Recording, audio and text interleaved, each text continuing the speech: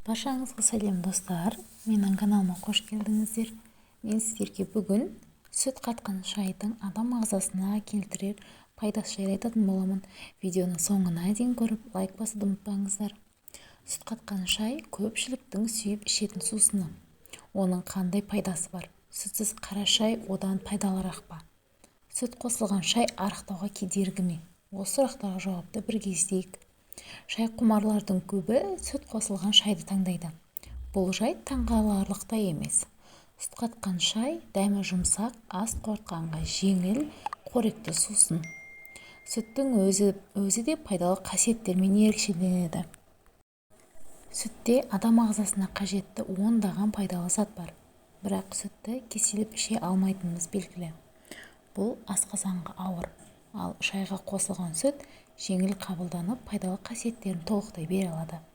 Дәрумендер, майлар, ақуыздар жиынтығы денсаулыққа өте пайдалы болады. Тіпті ол шай құрамындағы кофеин, алкалоидтардың жаман қасиеттерін баса алады. Шай мен сүттің қосындысы хош иісті, жұмсақ, дәмді, пайдалы сусын береді. Сүт қатқан қара шай жүрек, тамыр ауруларының алдын алады. Сүттің ең маңызды құрамдас бөлігі кальций, сүйек пен шаш тырнақты берік қылады. Сергітетін бұл сусын жалпы пайдалы екені сөзсіз. Соңғы кезде сүт шайдың пайдалы қасиеттерін төмендетеді деген пікірлер туындай бастады.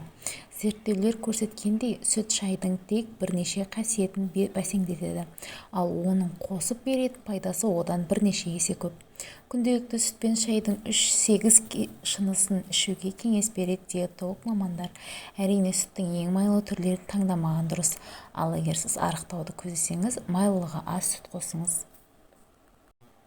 Достар, осымен видеоның соңына да келіп жеттік. Видео сіздерге ұнады деген ойдамын. Каналға тіркеліп, лайк басуды ұмытпаңыздар.